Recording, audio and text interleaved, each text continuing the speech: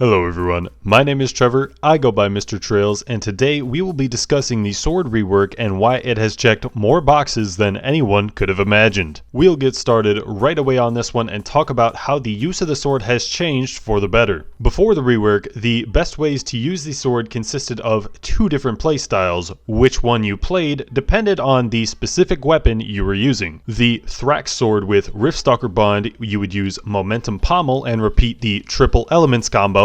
And the Torgadoro sword with Hellion Bond, you would use the Whistling Blade mod and spam the Repeating Elements combo. And for all of the other swords, the mod and playstyle you would use depended on what the weapon's unique effect was. But what these two playstyles had in common is there was only one optimal combo to use in each case, which one being dependent on which weapon mod you were using. However, with the new overhaul to the sword, optimal gameplay can range from using 2 to 5 different combos, making the weapon have much more depth than even strikers. The new sword rocks both a special meter as well as valor, the valor meter being a twist of the mantra system from strikers. Sword now has 6 combos, 2 core combos, and 4 valor combos. When landing the last hit of a core combo, you generate both special meter and valor, 6 valor being the maximum. When executing a valor combo, you spend 3 valor, and landing the final hit in a valor combo will build your special meter. The core combos are Frenzied Blade, which consists of 3 consecutive light attacks, and Sundering Blade, which consists of 3 consecutive heavy attacks. Completing Sundering Blade grants 2 valor, and completing Frenzied Blade grants 1 valor. The valor combos are Crescent Strike, Resounding Echo, Blade Rush, and Blade Surge. Crescent Strike consists of 2 light attacks followed by 1 heavy attack. Resounding Echo is a sequence of 1 heavy attack, 1 light attack, and 1 heavy attack, the final heavy attack in the combo dealing damage over time in a radius where the final strike was made. Blade Rush is performed by holding light attack, which dashes the player forward quickly to strike the behemoth. And Blade Surge is performed by holding heavy attack, which sends a projectile wave toward the behemoth, dealing damage and is able to interrupt. Using Blade Rush or Blade Surge can transition into another combo using the hold attack as the first move in the combo. This is our first case of the sword rework being more than what we could have hoped for, as the sword now has 6 combos, all of which will be used. If I had to choose a least useful combo, it would probably have to be Blade Surge, but it still has a case to be used in certain situations where other interrupting options aren't as consistent or available in avoiding damage. Captain Maelstrom has made a nice video covering the interrupting methods at the sword's disposal, which you can find the link to in the description. And those of you that are familiar with my previous interrupting guide, you can be sure that I will make an update video regarding the sword rework as well as the new interrupts that have been added since the video was produced. But again, it's great to see that the sword now has access to a lot of combos, and in some fights you may see someone use all 6 of these combos. But moving on to the specials, the sword retained all of the same specials as before, but now has added benefits adapted to the valor system. The Valiant Overdrive special now costs 1 valor to reactivate, but upon the first activation you gain 1 valor, and you will also generate 1 valor every 4 seconds. Avenging Overdrive special now grants 1 valor for every successful parry, and Ardent Cyclone also generates 1 valor every 4 seconds and has been buffed to do a bit more damage than it did previously, as well as one of the old mods from before the rework which made you unstaggerable while in special applied to it permanently. All of these specials are rather balanced, but Avenging Overdrive is still going to be the go-to for high levels of play. But there are also going to be specific situations which the other specials could be used to outpace Avenging Overdrive, such as in cases where the behemoth is on the ground most of the time where you're unable to parry. There's also a fair bit of balance when it comes to the weapon mods as well. There's a total of 5 sword mods, 3 of which can generate comparable results from using. The ones that will likely not be seeing much use are Keen Edge and Mending Blade Core. Keen Edge requires you to be a distance away from the behemoth to make use of, as well as using Blade Surge, which generally won't be being used, and Mending Blade Core being a healing option won't make the fight end faster than with alternative mods. items. Dynamic Blade Core gives you 30% extra damage to your next Valor combo within 5 seconds of performing one. The downside of which being without any Valor generation, it's difficult to produce enough Valor to execute another Valor combo when you're starting from 3 Valor, which makes the mod kinda meh and a little clunky to use in some cases. The charged Swordfocus mod changes Resounding Echo from a damage over time attack to a timed explosion which takes about 6 seconds to detonate. When the explosion hits the behemoth, it deals 1470 base damage. The downside to this being that 6 seconds is a rather long time to wait to see that damage, meaning the behemoth is likely to have already moved by the time it goes off. This means there's a higher skill ceiling when it comes to timing your echoes to make sure that they all hit the behemoth. And then there's the Recursive Hilt, which generates 1 Valor every 3 seconds for 9 seconds after using Blade Rush. This effectively allows you to use Blade Rushes for free, adding a quick bit of damage and mobility. In the testing I've done thus far, in perfect circumstances, the charged Swordfocus mod will lead to more damage per second, with a strong emphasis on perfect because this is very contingent on hitting all of your uses of Resounding Echo. And as I said previously, 6 seconds is a long time to wait for the damage increase that it provides, making it pretty unreliable because of how often Behemoth moves, which sort of balances these two mods out. So there isn't a clear-cut choice of mods now on Sword, something we actually saw before the rework as well. Generally speaking though, Recursive Hilt is what would be recommended, as the extra damage it provides is a bit more reliable than charged Swordfocus. But this all just culminates to everything being quite balanced on the sword in a way that no weapon really has been. The closest examples of such would be repeaters, where you would change the barrel and chamber depending on the behemoth you're fighting. The mods and specials each have their own specific benefits and drawbacks, which can make them not as effective or more effective depending on the situation. Something else that's interesting that has happened as a result of the sword rework is it has actually made a cell more relevant. Energized is a cell that you may have recalled me talking about in my deceptively bad cells video. And while before it was okay-ish to be running on sword and only sword, it has been upgraded to now be good on sword and only sword. And now it also gets an upgrade to be a specific use cell, where I had originally rated it as a mostly unused cell in my Dauntless build science video. Because the sword can now generate special meter during special by default, part of the battle is staying in special longer than you had before when the hunts are longer. In addition to this, the special meter generation being achieved on the final combo being different values depending on the combo used is actually very important in making Energized better than it was before. Because of this, Energized and Conduit are now just about even in how they affect the damage per second of the sword. In a 6 utility perk build, it's actually more effective to run 3 Conduit and 3 Energized than either one at +6. This is because Conduit at +6 versus +3 isn't quite double the attack speed, +6 being 15% and +3 being 8%. We can only hope that the future weapon reworks will be able to make the other perks more relevant, as the sword has done with Energized. And as of this time, that's going to wrap up my initial thoughts and findings on the sword rework and why I would say this is way better than we could have hoped for. Everything currently appears to be so balanced that there are many viable ways to play the sword. If you guys have any questions about the sword rework, I will do my best to answer everything that I can accurately in the comments. If you enjoy Dauntless content, be sure to subscribe to the channel for new content to brighten up your week.